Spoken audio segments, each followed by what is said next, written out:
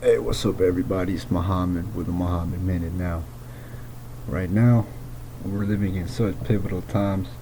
A lot of people around the world are going through a lot of things that are hard to put in words. Like in Kashmir, occupied Kashmir. I'd like to talk about my people and my people's struggles. So, Kashmir has been fighting for a long time. To be with Pakistan. It's a Muslim state, so the thing with Muslims, we gotta stick together. And as long as there will be a foreign occupier, there will always be fighting. Now, what India has done, they have labeled Kashmir as a Indian state, which means now Indians can go and they can buy land in the state. The dangerous thing about this is when the state controls the money supply, it's very easy for somebody to print money for a certain cause, right? It's very easy for somebody to lend out money when it comes to expanding their national borders. Promissory notes, that's what money has become. It's fiat currency. So once you legalize the occupation, you encourage, uprooting the people at an economic level. You create outcasts that are the majority of the society. Imagine that you're living in a place where you're the majority and you still feel like an outsider. You still don't feel like a safe person. So because of this, people react in ways that might not seem reasonable to somebody who has never experienced life on that side. The dangerous thing about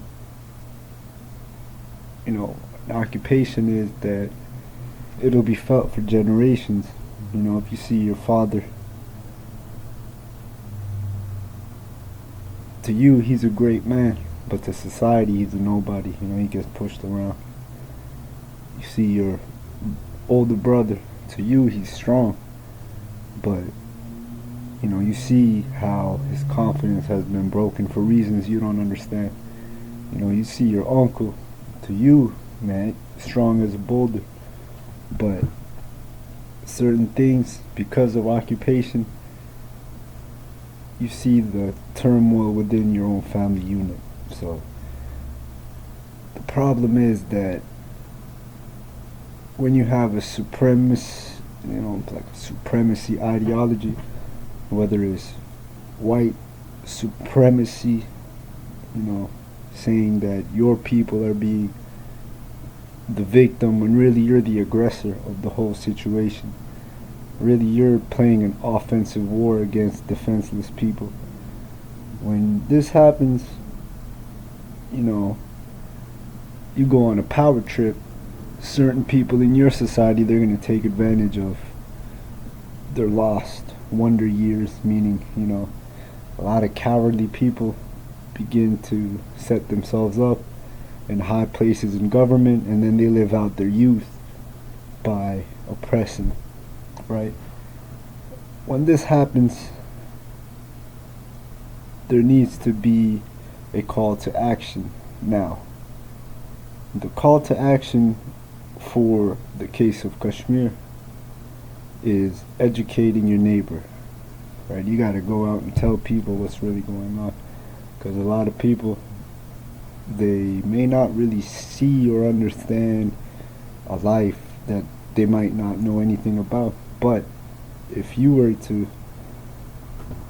be an ambassador for your people, or an ambassador for the oppressed, then they will come to understand how the oppressor works, because when they are in a position of power, they'll begin to connect the dots themselves. So, free Kashmir, free Palestine, shame on Modi. We gotta work together, because they want us to be crabs in a bucket fighting over our excrement, right? Fighting over crumbs.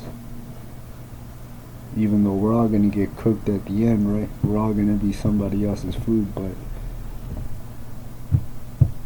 that's the way I look at things. So, free Kashmir.